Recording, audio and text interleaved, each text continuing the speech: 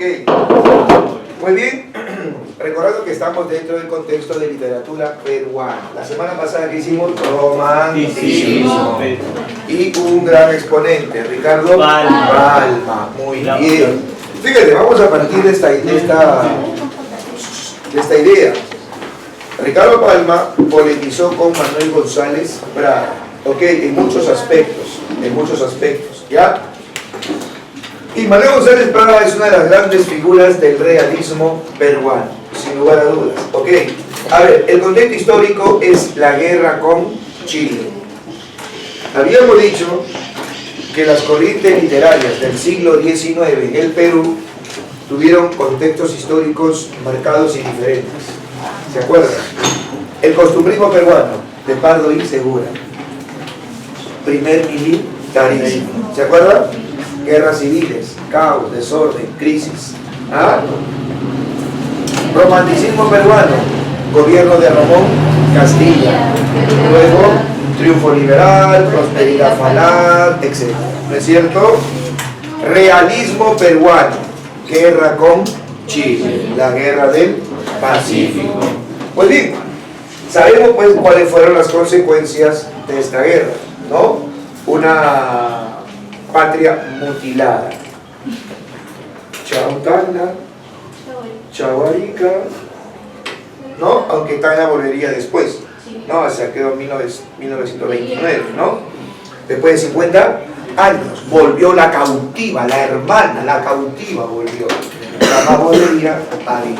Bueno, pues, una patria mutilada, un país hecho desastre, ¿no? Acuérdate del desastre nacional, ¿no es cierto?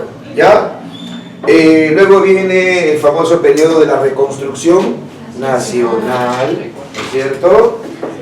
¿Con qué gobernantes? Iglesias, Cáceres, Piérola, ¿no? Entre otros. No sé si será el orden, pero por ahí aparecieron estas figuras, ¿no?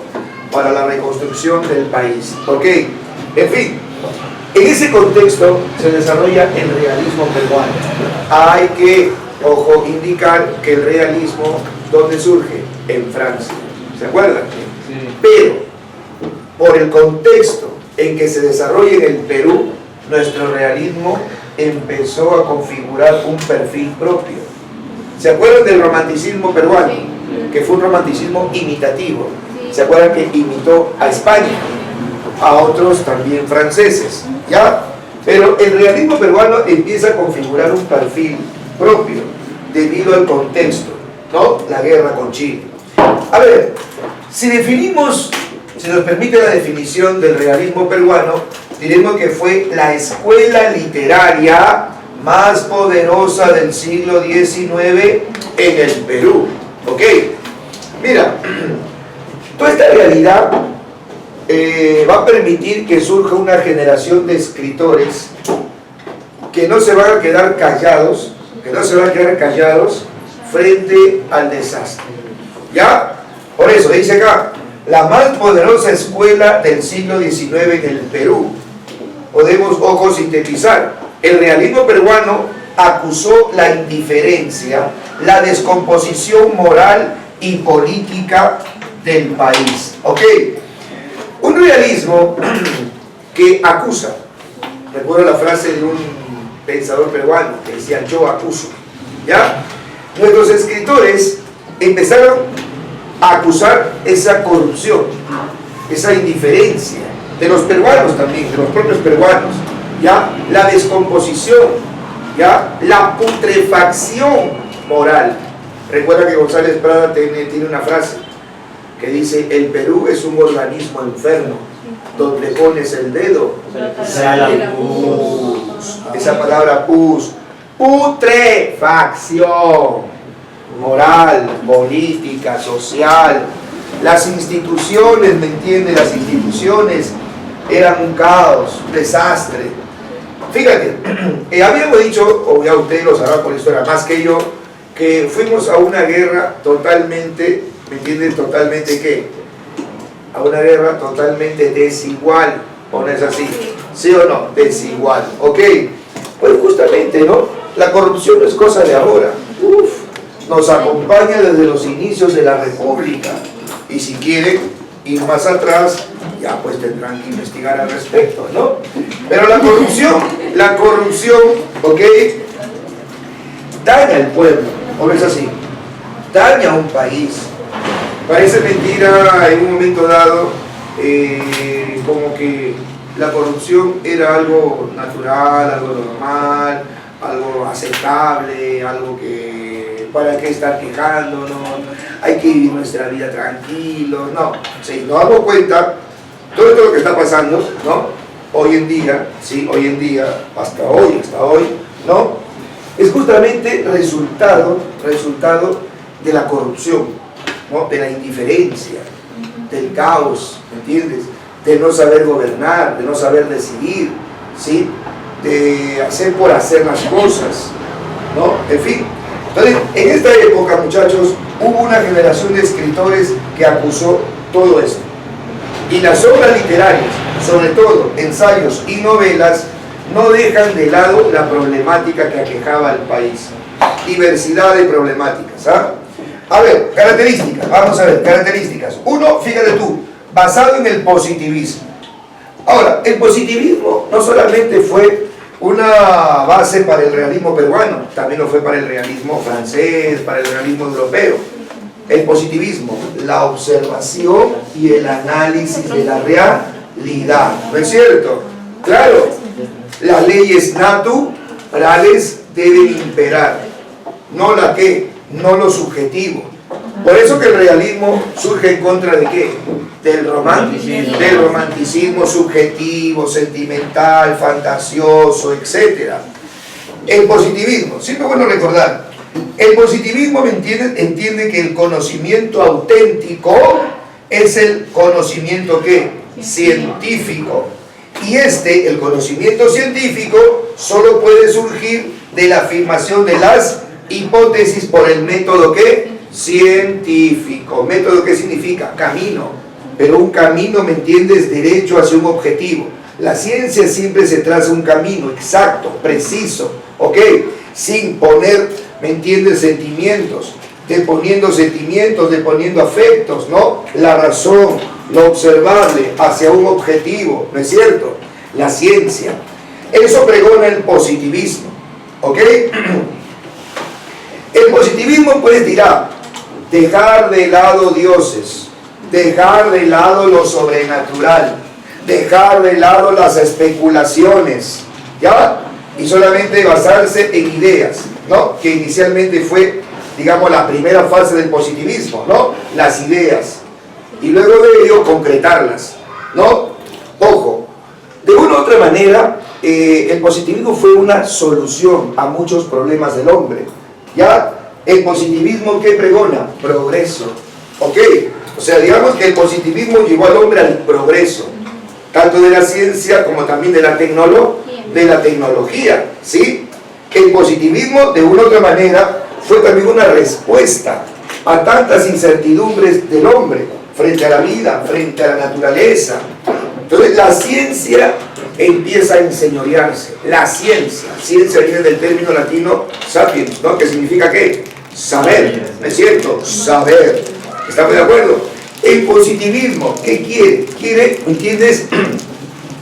Saber por qué los fenómenos, ¿me entiendes? ¿Por qué los fenómenos? ¿Sí? ¿Por qué los fenómenos naturales? Los fenómenos sociales, ¿no? Ahí tienes el naturalismo, tienes la sociología, ¿no? Incluso la propia psicología, ¿no? La psicología ya no va a ser el estudio del alma, sino va a ser el estudio de la conducta, porque el alma no se observa. ¿Qué se observa? La conducta es observable. Pues eso, ¿entiendes? La ciencia se vuelve así, analítica y observadora. Chicos, el realismo, ¿qué tiene esa característica? Observación.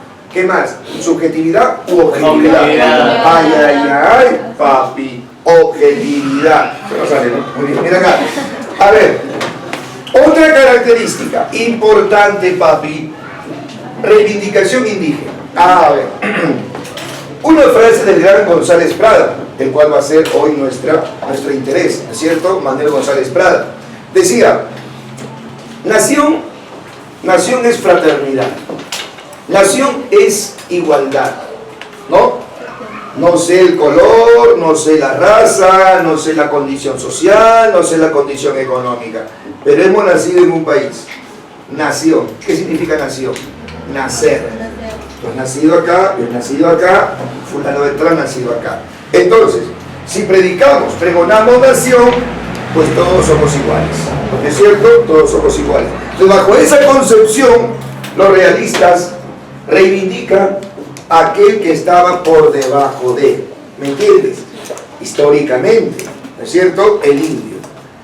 Hay una frase de González Prada: no conforman el verdadero Perú los criollos, conforman el verdadero Perú aquellos que habitan, ¿no?, en los Andes. ¿Ok? Entonces, es una manera ya de reivindicar al indio. Ahora, un dato importante. Los realistas, como el caso de González Prada, de Clorinda Mato de Turner, ¿se acuerdan de Ave sin Nido? Reivindican al indio, pero de una manera no objetiva. Ahí sí podemos decir que la visión que ellos tuvieron del indio fue una visión subjetiva. A ver, ¿desde qué punto de vista? Ay, muy bien. Mira acá.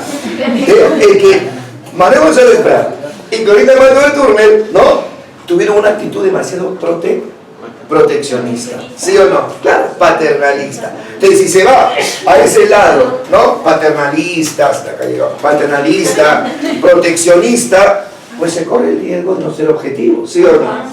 Acuérdate, mamá no ve los defectos, ¿sí o no? Si papá ama demasiado, tampoco ve los defectos. Ahí, ¿no? Digamos, la crítica a la actitud proteccionista de nuestros realistas. No está mal, pero fue la actitud que ellos tuvieron. Estamos un poco analizando cuál fue el tipo de indigenismo que ellos hicieron. Por eso que ellos no son indigenistas, ¿ya? Sino que indianistas. ¿No es cierto? Porque de todas maneras González Prada no está mal esa actitud, esa intención de reivindicar al indio, pero su visión fue de afuera, no fue de adentro, ¿no? Lo que mañana más tarde, por ejemplo, haría aquí en José María Arguedas, indigenista. Claro, ¿no es cierto? Muy bien. Pero de todas maneras, al margen de lo que nosotros estamos analizando, interpretando, criticando, sí hay una actitud de reivindicar al indio, definitivamente. ¿Estamos de acuerdo? ¿Ya? Aunque con actitud proteccionista, paternalista. 3. Otra característica del realismo es que los integrantes de nuestro realismo no fueron ajenos a la política de entonces. ¿Y qué buscaban? Planteamientos en pro de qué? De la renovación. ¿No es cierto? ¿Por qué? Porque nuestros realistas pues miraban a los políticos que teníamos, ¿no? Entonces se dan cuenta que estos políticos no habían hecho nada. O sea, nada bueno por nuestro país. ¿Ok? O sea, la guerra fue el pretexto en realidad. O las consecuencias de la guerra fue el pretexto para saber quiénes éramos. Por eso hay una frase. Recuerda que González Prada usa mucho la metáfora. En la guerra con Chile, no solamente derramamos la sangre, exhibimos la lepra. Esa palabra metafórica de lepra, o sea que, ¿qué mostramos? Vergüenza mostramos en la guerra, ¿me entiendes? Y claro que nuestros realistas dicen, yo acuso, pues se acusa a la autoridad, no solamente civil, a la autoridad militar también, no solamente militar, a la autoridad eclesiástica también, ¿me entiendes? O sea que ellos señalan a las autoridades, cabezas del Estado, ¿no?, cabezas de gobierno, que realmente no tuvieron la estrategia adecuada, científica, ¿me entiendes?, para llevarnos con éxito a esta guerra, y a un país, ¿no?, que se estaba desangrando. Por eso hablamos de una postura realmente analítica, crítica de nuestro realismo, muy diferente al romanticismo peruano. Insisto, no hay escuela literaria mejor que otra, que son estilos, ¿ya?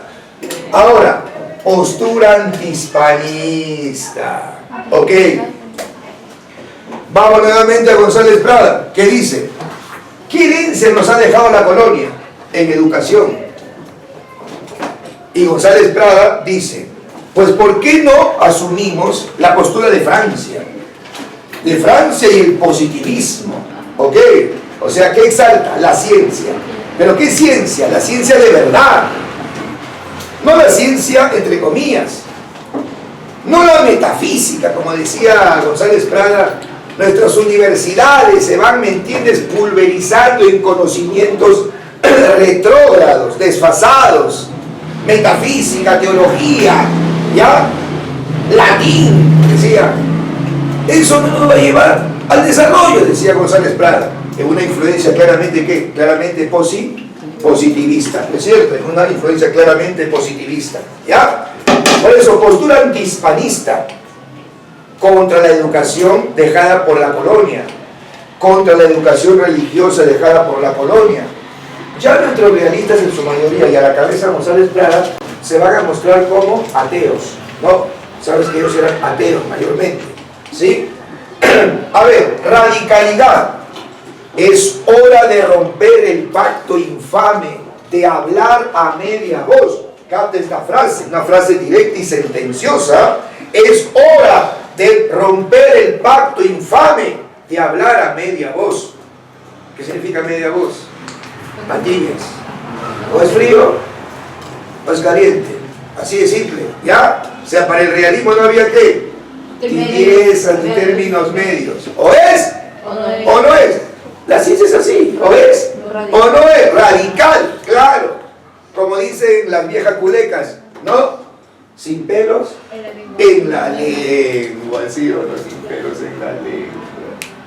Bueno, ahí sí que se... ¿Miran allá? Por eso, radicalidad. Directos. Y otra característica que encanta mucho del realismo peruano es la participación de la mujer en la literatura peruana. A ver, hasta ahora que habíamos mencionado, solamente representantes masculinos, ¿no? Con el realismo peruano hay un gran logro, la presencia femenina en la literatura peruana. Florinda Mato de Turner, Mercedes Cabello de Carbonera, Amalia Puga, Teresa González de Fani, entre otros, ¿no? Colegios, bueno, el nombre de ellas, pues, ¿no? Claro, ya. Por eso, chicos, participación de la mujer en la literatura peruana. Manuel González Prada, Páginas Libres, un ensayo. Florinda Mato de Turner, Avecinido, novela. Mercedes Cabello de Carbonera, Blancasol, novela. Abelardo Gamarra, 100 años de vida perdularia, ensayo. Te preguntarán entonces, ¿qué géneros destacaron en el realismo peruano? El ensayo y la novela. A ver, chicos, el ensayo es práctico, ¿no? Es práctico el ensayo, es para analizar una realidad. Y mira la desastrosa realidad, que era conveniente analizar y buscar soluciones. Y la novela, por ser un género, ¿qué? Un género extenso, permite detallar, describir la realidad como se quiere presentar, como un espejo. ¿Se acuerdan la frase que decía Stendhal? La novela debe ser un espejo a lo largo del camino, ¿sí o no? No, Stendhal, ¿sí? Uno de los representantes del realismo francés. La novela debe ser como un espejo a lo largo del camino. Muy bien. A ver, Manuel González Prada y Ulloa. Manuel González Prada y Ulloa. Nacido en La Rica, Lima, en 1848 y muerto en La Rica, Lima, en 1918, a la edad de 70 años, cuando ejercía la dirección de la Biblioteca Nacional. ¿A quién había reemplazado? A Ricardo Palma, ¿no es cierto? Según se dice, González Prada había descubierto malos manejos administrativos del anterior director, Ricardo Palma Soriano. Ok, en fin, eso no es un tema, ¿no?, de interés para nosotros. A ver, Manuel González Prada nace en el seno de una sociedad acomodada. Él era aristócrata, muy bien. Sin embargo, muchachos, mostró, ¿no es cierto?, esa actitud rebelde frente a su propia clase, ¿no es cierto? Porque incluso él culpa a la aristocracia como a otras entidades, ¿me entiendes?, como culpables del atraso nacional. ¿Ok? Manuel González Prada, ojo, como te digo, nació dentro de una familia acomodada, pudiente, obviamente, ¿sí? Una persona muy culta, aunque se dice que su hijo Alfredo González Prada fue más culto. Bueno, si tuvo un padre, Manuel González Prada, culto, el hijo tuvo que ser tal, ¿no es cierto? ¿Ya? González Prada, fíjate, odiaba, rechazaba, le tenía ojeriza, ¿no? ¿Qué es ojeriza? Tirria. ¿Qué es tirria? Rechazo, ¿no? Rechazo a todo lo que era conventual, monástico, ¿sí? La iglesia, ¿ok? La iglesia, ¿sí? Incluso se le interna en un seminario para que sea sacerdote. No me lo imagino a González Prada sacerdote, ahorita en estos tiempos, ¿no es cierto? Incluso se dice que como es un internado, ¿no? Señorita, por favor escuche, musulmana, ¿ya? Como era un centro internado, se dice que se escapó por el techo del seminario. O sea, ya estaba mostrando actitudes que... por ahí dijeron... Actitudes no, rebeldes, pues, claro, rebeldes, ¿no? RBD, ¿no? Rebeldes. A ver, luego, ¿cómo te digo? Fue también un antiacademicista. Profe, ¿qué es eso? Antiacademicista. ¿Contra qué? Contra la educación de entonces. Él criticaba mucho este dicho, ¿no? Lo hemos mencionado por el principio. Mencionaba mucho la herencia de la educación colonial que imperaba en nuestras universidades. Él mismo decía pues que la universidad peruana se estaba pulverizando en conocimientos desfasados y retrógradas, ¿me entiendes? Como un amante de qué, muchachos, como un amante del positivismo que reclamaba González Prada para nuestras universidades, nuestras escuelas, etc. ¿Ya? Pues bien, entonces González Prada por eso no fue a la universidad, era antiacademicista, ¿ok? Aunque le gustaba, a pesar de su anticlericalismo, o sea, contra la iglesia, pero él estaba en contra de la iglesia en sí, en general, por si acaso. Él estaba en contra de la iglesia conservadora, ¿me entiendes? Conservadora. Para él el conservadurismo era, ¿me entiendes?, un obstáculo para el desarrollo, ¿ya? Él tenía amigos curas, amigos sacerdotes, acá, tomaban su vino con los curas, ¿entiendes? Sí. Pero decía esto, que él sí fue a escuchar unos cursos en la universidad de latín, ya, que le habían recomendado de un sacerdote que dictaba estupendo el latín, ya, entonces le encantó. Por eso nomás fue a la universidad a escuchar algunos cursillos sobre ese tema, el latín. Bien, a ver, Manuel González Prada, muchachos, se le considera precursor del indigenismo. Ya hemos dicho por qué, ¿no? ¿Él fue indigenista o indianista? Indianista. ¿Su actitud fue objetiva? ¿En qué sentido? No tanto, sino proteccionista. ¿No es cierto? Ahora, él estaba convencido de que el indio debía ser educado. Para González Prada, la educación, ¿me entiendes?, era pilar. ¿Me entiendes? Pilar para que el indio, ¿me entiendes?, sea reivindicado. La educación. Ok. Ahora, hay varias obras de González Prada que hablan sobre el indio y su intento de reivindicar a esta clase, ¿no? Tenemos Horas de Lucha, una de sus obras. En la propia obra Páginas libres, ¿no? Páginas amarillas, ¿no? Páginas libres. Incluso, tú sabes que él fue poeta. No solamente fue político, ensayista, pensador, filósofo, por ahí también, ¿no? Fue poeta. Tiene una obra, Baladas Peruanas, ¿no? Ahí entra Camilo VI, José José, ¿no? En Baladas Peruanas, ¿a quién reivindica? Al propio indio, ¿ok? Precursor del indigenismo, pero también, chicos, precursor del modernismo. Ya en una clase hemos visto el modernismo. A ver, una preguntita, sesión, recordar, repasar. Dime tú, rápido, ¿quién es el máximo exponente del modernismo. Rubén Darío. ¿Con qué obra funda el modernismo?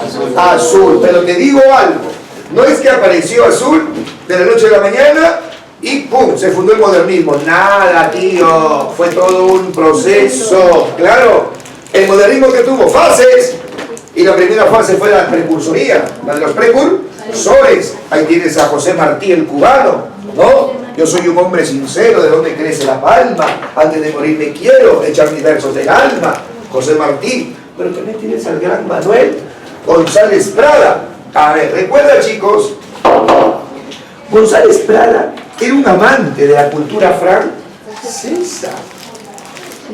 Su esposa fue francesa, Adriana de Verneuil. Oyó la música, González Prada se sintió también atraído por una escuela literaria o una escuela poética.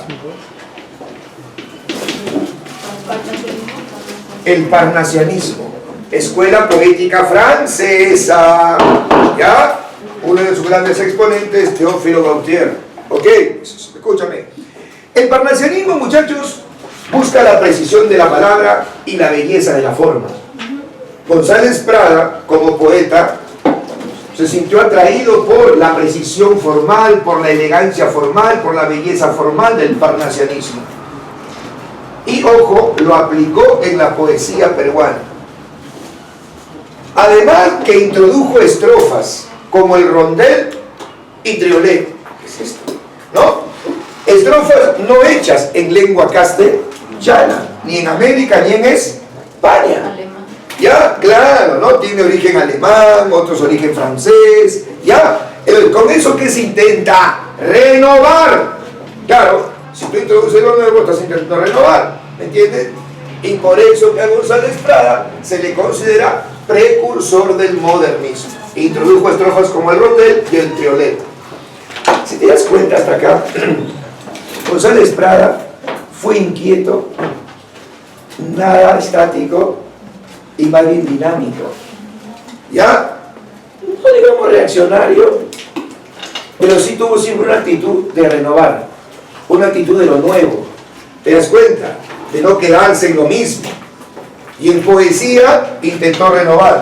Claro que, ojo, también tiene el lado del ensayista. Chicos, González Prada en literatura fue ensayista y poeta, no, como literato, como escritor. ¿Qué fue?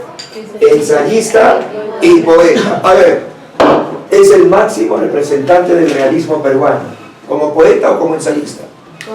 Como ensayista. Y es precursor del modernismo como poeta. Cuidado, hay que hacer esa diferencia, hay que marcar esa diferencia, papi. ¿Ya? A ver, fíjate tú, ya está. Por ahí me dijeron rebelde, por acá me dijeron actitud un tanto reaccionaria, de acá que quiso renovar, ¿me entiendes? La poesía, pero como dice acá, también quiso renovar el pensamiento peruano. Ahora, todo ello le llevó a una filiación política. O sea, él se sintió también atraído por el anarquismo.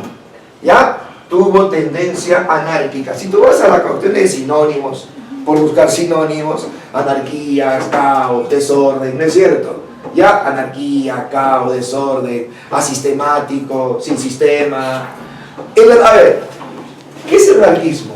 Doctrina política que pretende, oído la música, doctrina política que pretende la desaparición del Estado y sus instituciones y sus organismos que los gobiernan, y defiende la libertad del individuo por encima de cualquier ¿qué? Autoridad. ¿Ok? Por encima de cualquier autoridad. Ahora, ¿funcionará el anarquismo ahorita? ¿Crees tú? ¿No? Claro. Hay una lectura, no sé qué autor, sobre las verdades y mentiras del anarquismo, ¿no? Pero claro, González Prada lo hacía en alusión al contexto en que vivió también, ¿no? Si vamos a tener un Estado que nos oprima, un Estado que nos explota, un Estado, ¿ya? Un Estado que no nos dé una educación, ¿me entiendes?, acertada, una educación que permite el desarrollo. si vamos a tener un estado anacrónico, un estado desfasado, pues él decía, pues ¿para qué tener estado, no? ¿Para qué tener estado? Hay que defender al individuo. Ahora, oído la música, este anarquismo tuvo varias vertientes, ¿no?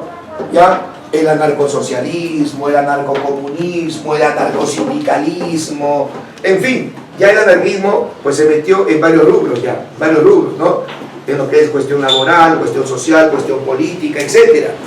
Ya incluso se decía de que el obrero debe manejar los aparatos de producción y no debe recibir órdenes de nadie, ¿no? El individuo es el que vale sobre la autoridad.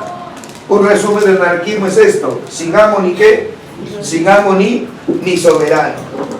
Todo esto le llevó a González Prada incluso a renegar contra el idioma, contra la lengua castellana.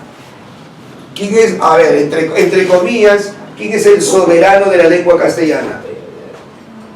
Habla, mi hermano. ¿Qué institución, qué organismo? A eso voy. La RAE, muy bien, ¿no? El soberano. La RAE, ¿no? Pero todos sabemos que el verdadero amo y señor de la lengua es el hablante, no es la RAE. ¿Me entiendes? Por eso González Prada va a mostrar, ¿no? Me imagino que dentro de esta tendencia anarquista va a mostrar su rebeldía idiomática.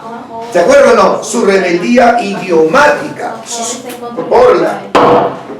Siguiendo la ruta del venezolano y gran humanista Andrés Bello. Ahí está, Andrés Bello. ¿Me entiendes? Andrés Bello. A ver, ojo, a ver, entonces, fíjate tú. González Prada, por ejemplo, cuando publica sus obras Páginas Libres, obviamente lo ponemos porque es así, ¿no?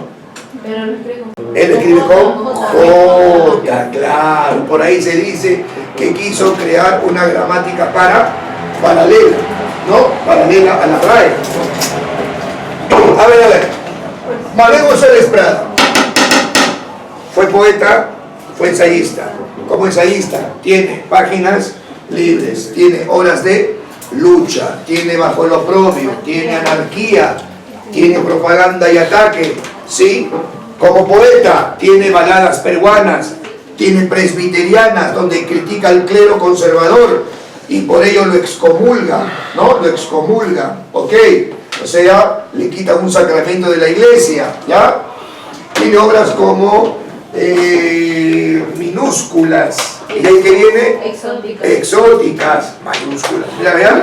Exóticas, entre otras, ¿ya? A ver, Manuel González Prada y su gran obra Páginas Libres. A ver, Manuel González Prada viaja a Francia, conoce a la que sería su esposa, Adriana de Bernuy, con quien regresa a vivir acá al rico Peruvia. Páginas Libres, a ver, constituye un conjunto de ensayos, discursos y conferencias. Por lo tanto, si Páginas Libres, chicos, constituye un conjunto de ensayos, discursos y conferencias, ¿a qué género literario pertenecerá? ¿Narrativo? No, porque no es novela, no es cuento. ¿A la poesía? No, no son poemas. ¿Dramático? ¡Qué asco! Mira acá, dramático, recuerda que es teatro. Expositivo, muy bien, ¿ya? A ver, dando a conocer algunas ideas de esta obra, Páginas Libres, es un llamado a la renovación ideológica. Por eso, páginas ¿qué? Libres. O sea, no seguir una autoridad ideológica, no seguir una autoridad lingüística, no seguir una autoridad de nada. ¿Me entiendes? O sea, como él quiso siempre ser llamado un pensador ¿qué? Libre. Uso del lenguaje metafórico. Usa bastante el lenguaje metafórico, aunque directo. O sea, muchas veces la metáfora se complica, pero sus metáforas son directas y sentenciosas. La sentencia es como un juez. Ordeno esto, plan, y eso tiene que hacerse. Los viejos a la tumba, los jóvenes a la obra. Es una sentencia, ¿no? Como algo que no puede ser discutido. Es un lenguaje sentencioso. Y es lo que usa mucho González Prada en sus páginas libres. ¿Ya? Bueno, dentro de páginas libres hemos dicho, destacan ensayos, discursos, conferencias, entre otros. ¿Ya? Pero nos pide el prospecto de emisión el famoso discurso en el Politeama. En el Politeama. Discurso en el Politeama. Ok, a ver. ¿Sí, hijito? Buena pregunta. Y una pregunta de level, ¿verdad? De nivel, la misa. Profesor, quiero saber yo la génesis, por favor, del discurso del Politeama. ¿Qué es la génesis? ¡Ah, la mierda, hermanito! El origen, muy bien. A ver. Vamos al año 1888. Yo te pregunto, papi, ¿quién gobernaba el Perú? 1888. Fuerte. Ese es. Ese es. Si digo que ese es, dilo. Andrés Avelino Cáceres. Así de acá. ¿Ya ves? Salud. Ya tienes que quitar uno. Mira. Entonces, a ver, Andrés Avelino Cáceres. Ya está. Una pregunta, muchachos. ¿A Cáceres más se le destaca? ¿Por héroe o por autoridad? Autoridad.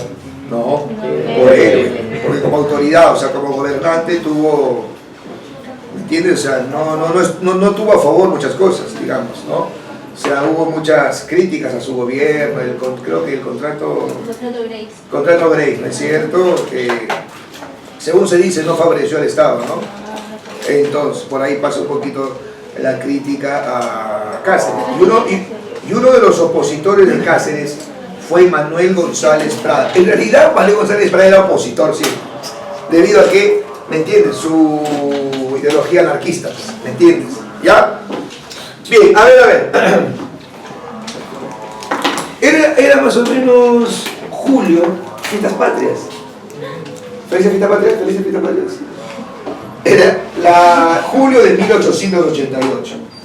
Unos niños de un colegio de clase media en Lima, el Colegio San Carlos de Lima, de ese colegio, un grupo de niños pidieron al director permiso y licencia, para que puedan hacer un evento. ¿Apoyado? No, hijo. ¿Ya? Para que puedan hacer un evento. ¿Ya? De esos, ¿te acuerdas de cómo estaban ustedes en el colegio? Las actuaciones, ¿ya? No tanto así, pero era, por ejemplo, recitar, bailar marinera, en fin, hacer números con el fin de recaudar fondos. ¿Fondos para qué? Para la promoción del viaje a San Chamayo. No es eso. ¿Para qué? Para la banda de música. No es eso. Ya sé, profesor, iban a participar en las olimpiadas de su colegio y querían uniformes deportivos. No es eso. ¿Para qué querían reunir fondos estos niños del Colegio San Carlos de Lima? ¿Para qué querían reunir fondos? ¿Se querían ir a París? ¿Sí o no? ¿Sabes para qué querían reunir fondos? Para recuperar Tacna y Arica. Mire esa actitud patriótica de los niñitos. Sniff. ¿Cómo le vas a negar al niñito? ¿Cómo le vas a negar?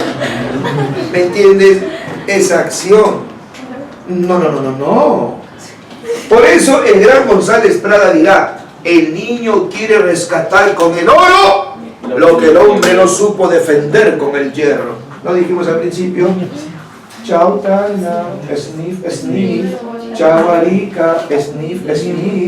El hombre no supo defender con el hierro. Pues el niño quiere rescatar con el oro. Ahora, dice González Prada eso. Pero tiene dos, ¿me entiendes? Connotaciones eso de que quiere rescatar con el oro. Uno por plata.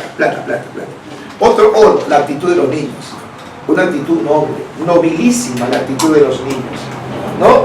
De hacer un evento para recuperar un territorio, ¿no? suena más ya pues a cuento de hadas, ¿no es cierto? Pero no dejemos, ¿por qué quitarle la emoción al niño? Yo pienso que esa acción debe ser de los diplomáticos, de las autoridades competentes. Pero González Prada decía, pues, ¿qué autoridades tenemos? Todos son autoridades de ensayo nada más. O sea, no llegan a la realidad, son de ensayo nada más. Por en fin, la cosa es que se les dio permiso a los niños para que hagan su actividad. Y eligieron un teatro de moda de esa época, el Teatro Politeama. ¿Ya? El Teatro Politeama. ¿Ustedes conocen el centro de Lima? Sí. ¿Conocen el Palacio de Justicia? Sí, sí. A ver, levanten la mano los que conocen el Palacio de Justicia. Pero en Lima, en el centro de Lima, frente al Hotel Sheraton, Sí. en el Paseo de los Héroes Navales. ¿Conocen? Ya, al costado del Palacio de Justicia quedaba el Teatro Politeama. Tenía una infraestructura de circo romano, parecía un circo romano. ¿Ya? Fácil entraban 3.000 personas. Decíamos que era el año 1888 y ya la luz eléctrica había llegado a Lima. O sea que las actividades nocturnas eran cada vez más. Entonces que ya había llegado la luz eléctrica pues a Lima. Por eso que se haría en la noche esta actividad en el Teatro Politeama. ¿O Poli qué? Teama. ¿No es cierto? ¿Ya? Muy bien. A ver. Los niños prepararían 30 números, ¿ya? Para brindársele al espectador. Van a vender las entradas, van a pagar, no sé por qué método, Teletique no había terminado. No sé cuál sería el método usado para que puedan adquirir los fondos estos niñitos, ¿ya? Lo cierto es que esta actividad, que inicialmente fue, ¿me entiendes?, una intención de niño, se convertiría luego en una actividad oficial. ¿Por qué? Porque invitarían a las autoridades y entre ellas invitarían al presidente Andrés Avelino Cáceres. Por eso se convirtió en actividad oficial. ¿Ya? Manuel González Prada, casado con Adriana de Bernuel, ella estaba embarazada del futuro Alfredo González Prada. Se había retirado hacia su casa de verano en Barranco, aunque no era verano, ¿no? Pero se había retirado en su casa de Barranco, ¿ya? ¿Por qué? Porque se dice que González Prada estaba asqueado. ¡Qué asco! De la política nacional. ¿Ok? Entonces, se dice que lo van a buscar para que él pueda escribir un artículo o puede escribir un discurso, tal que pueda ser leído esa noche en el Politeama. ¿Ya? Dice que lo fue a buscar un músico. ¿Ya? Y el maestro González Prada dijo, voy a participar, pero él no iba a leer, solo lo iba a ¿qué? A escribir. ¿Ya? Hijo, enderece el tronco. Entonces, ojo, González Prada va a participar escribiendo un discurso, ¿ok? Yo no sé si González Prada se enteraría de que iba a ir Andrés Avelino Cáceres, iba a ir el cardenal de Lima, iba a ir las autoridades universitarias, iban a ir las autoridades de escuela, iban a ir las autoridades civiles y también militares, porque todos ellos que tú tienes no fueron. ¿Ya? No sé si, por eso te digo, González Prada sabía eso, porque lo que escribió y lo que se leyó fue directamente al mentón de todos ellos. ¿Ok? Bueno, llegó la noche. Llegó la noche del 29 de julio de 1888. Tan, tan, tararara, tan, tan, tararara, tararara, tararara. Redoble de la llegada de una autoridad. ¿Quién estaba llegando? Andrés Avelino Cáceres con su esposa Antonia Moreno. ¿Sí? Llegaron. Lo que ya te he dicho, se había convertido en una actividad que oficial. llegó el alcalde de Lima, no recuerdo quién sería, llega obispos, llegan autoridades civiles, religiosas, militares, en fin, llegaban los niños, generación alegre y bulliciosa, con sus profesores, ¿ya? Entonces, ojo, abarrotaron el teatro, y de ahí llega González Prada con Adriana de Bernuy, y se ponen en un palco. González Prada solamente quería escuchar el discurso que él había escrito, y después retirarse. Además, su esposa no estaba para trotes, ¿no? Tan, tarara, tan, tarara, tan, tarara, tarara. ¿Qué es eso? Ahí, ¿no? Ahí. Bajó al Perú contra Brasil, ¿entiendes o no? Ahí sí cantan emocionados, ¿no? ¿Ah? Estaban ahí. ¿No han cantado el himno nacional? Antes de ayer, como el cierre del Congreso. La verdad no. Ya, en fin. La cosa es que empieza la actividad.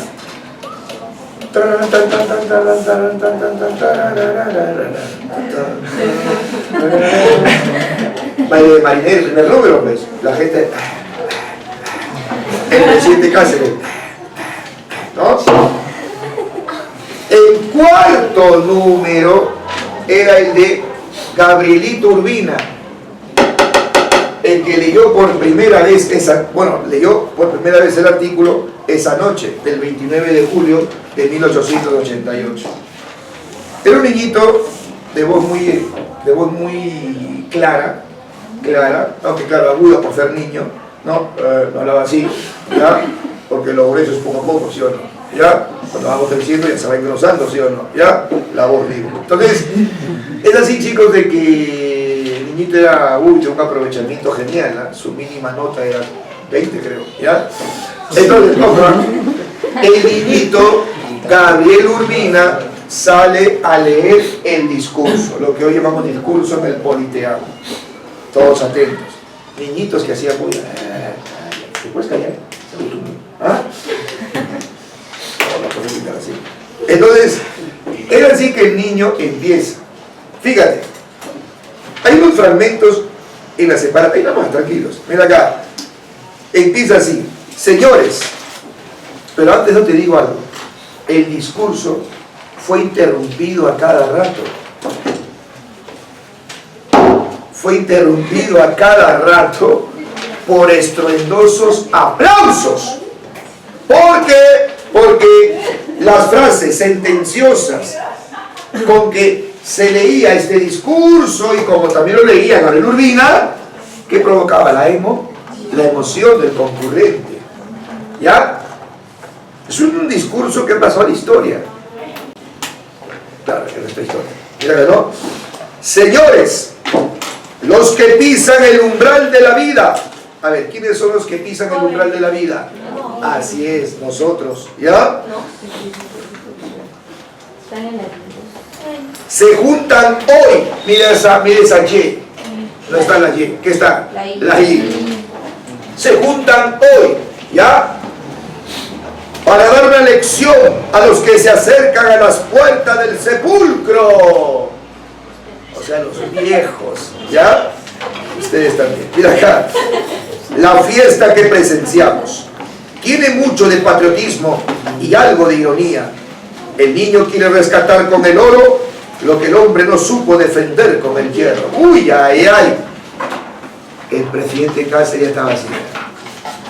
Ya no estaba cómodo. Ya. El niño quiere rescatar con el oro lo que el hombre no supo defender con el hierro. Todos sabemos de la gran campaña que hizo Cáceres en la guerra con el enemigo. La campaña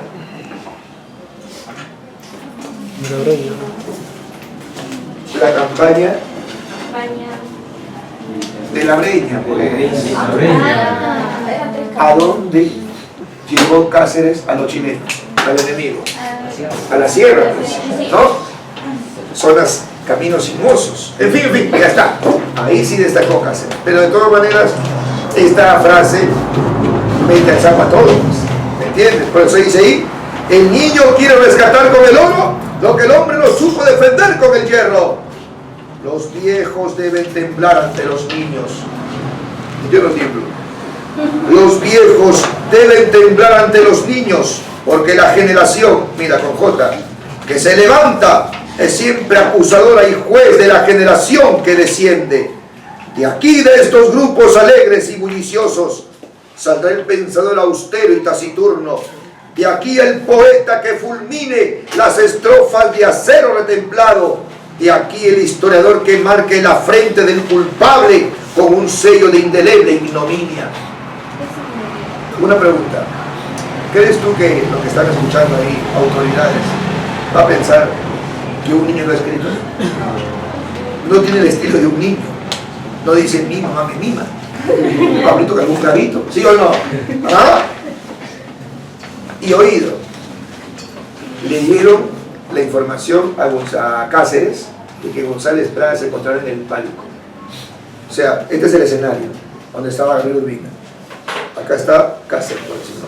El escenario, Cáceres. El palco es hacia arriba. Entonces, dicen que Cáceres de cuando en cuando miraba hacia arriba, porque le habían informado de que González Prada estaba ahí arriba con su esposa Adriana. Dice que de cuando en cuando miraba así.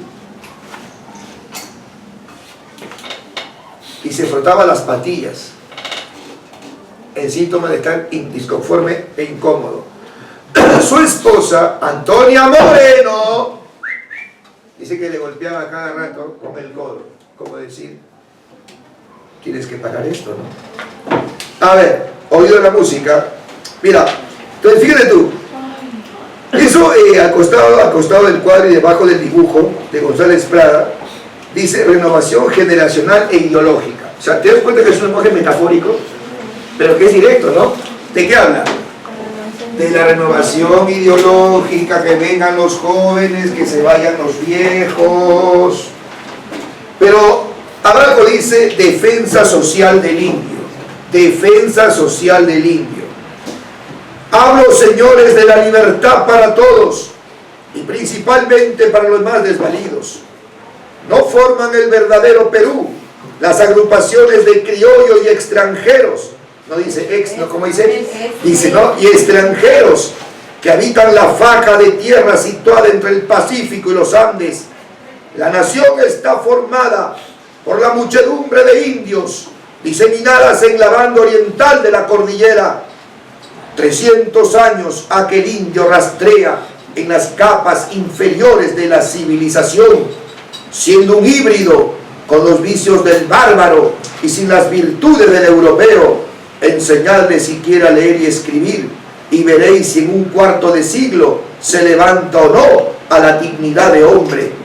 A vosotros, maestros de escuela, toca galvanizar una raza que se adormece bajo la tiranía del juez de paz, del gobernador y del cura, esa trinidad embrutecedora del indio.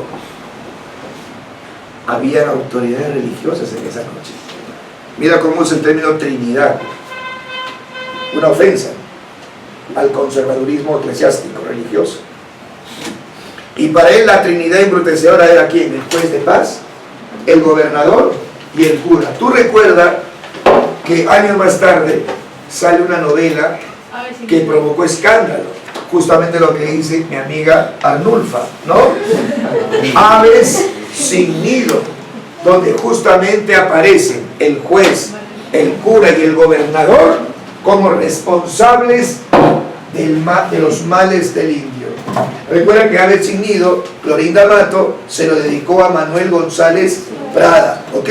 O sea, esa tesis de González Prada que está escrita acá en el discurso en el Politeama, pues la desarrolla en una novela Clorinda Mato de Turner, Aves sin nido, ¿ok? Muy bien, entonces fíjate ya. Y luego dice, cuando tengamos pueblos sin espíritu de servidumbre y militares y políticos a la altura del siglo, recuperaremos Arica, Tacna, y entonces, y solo entonces, marcharemos sobre Iquique y Tarapacá. Daremos el golpe decisivo, primero y último.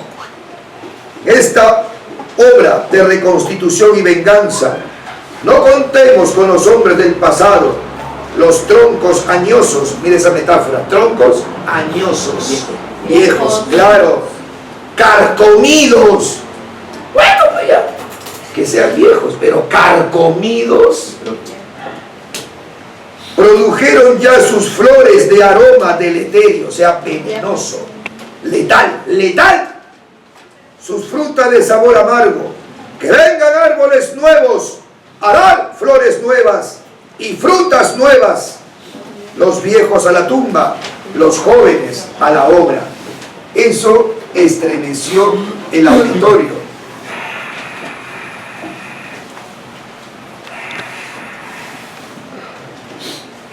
Pero ahí no quedó el discurso, continuó. Eso fue el cuarto número de aquella noche del Polinoteama. O del Politeama. Faltaban 26 números más todavía. Pero ya de otro tipo. La cosa es que cuando Gabriel Urbina, el que leyó este discurso, terminó el tal, González Prada se fue y se marchó.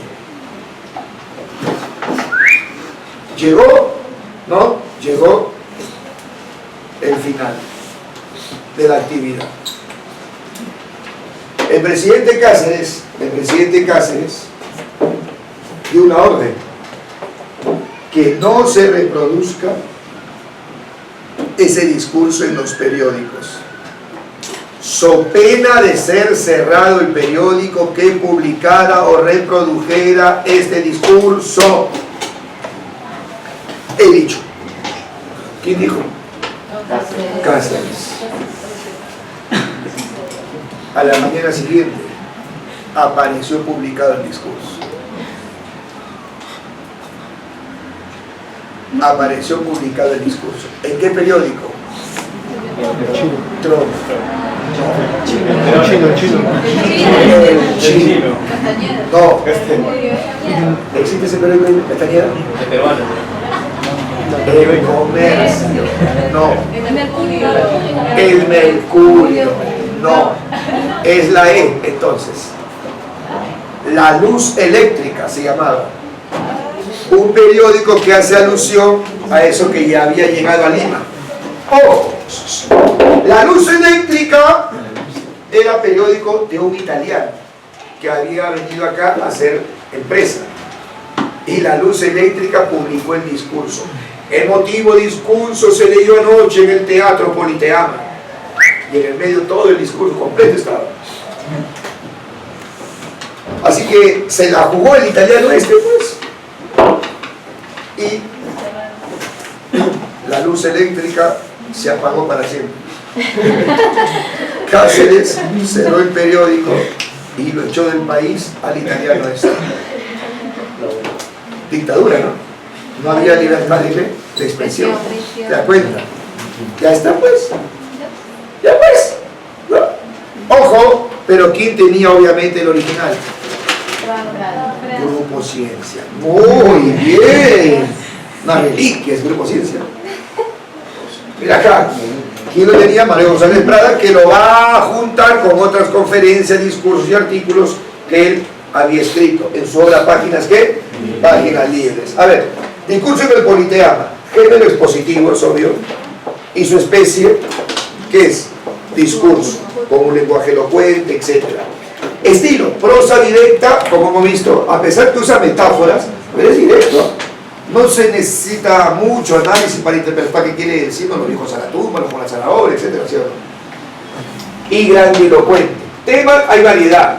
Uno, ¿ya? ¿Qué cosa es grandilocuente? Elocuente es palabra, grande es palabra elevada. O sea, no palabra, digamos, ordinaria, sino elegante. ¿Ya? Salud por eso. A ver, temas, variedad. Tenemos causas de la derrota. Mira, para González Prada, las causas de la derrota en la guerra fueron nuestra ignorancia y nuestro espíritu de servidumbre. ¡Qué feo! Otro tema, el problema del indio. Así es tu hijo, el problema del indio. Ya habíamos leído, y acá te he extraído un fragmento. Enseñadle siquiera a leer y escribir, y veréis si en cuarto de siglo se levanta o no a la dignidad de hombre. O sea que estaba diciéndonos de que el indio no tenía dignidad, que rastreaba como un híbrido, como un salvaje, sin las virtudes del europeo. Pero cuando él hablaba del europeo, hablaba de positivismo, de la ciencia verdadera. Y la juventud, como ya hemos dicho, los viejos a la tumba, los jóvenes a la obra. Fue leído por primera vez por el niño Gabriel Urbina el 29 de julio de 1888. Mario González Prada muere siendo ¿qué? Director del Grupo Ciencia. De ADU, no. De la Biblioteca Nacional. Así murió. Su esposa estaba sentada con él conversando, ahí en su escritorio, se echó así, y ahí quedó. Le dio un síncope cardíaco, ¿me entiendes? O sea, un paro cardíaco. Ok, aquí llaman el sibarita. Ah, sí, ¿por qué? Es que cocinaba. ¿Ya? Sibarita, ¿por qué? Por su forma de hablar, claro, elegante. También llaman el anticristo, por su misma postura, ¿no? Antirreligiosa, le llaman el apóstol de la muerte, en fin. ¿Ya? González Prada es una de las más grandes figuras del pensamiento peruano. Ojo, oído lo musical, oído la música. Si bien es cierto, González Prada no está considerado, oído, como un gran literato, llámese Vargas Llosa, Ricardo Palma, Felipe Pardo y Aliaga, el Inca Garcilaso de la Vega,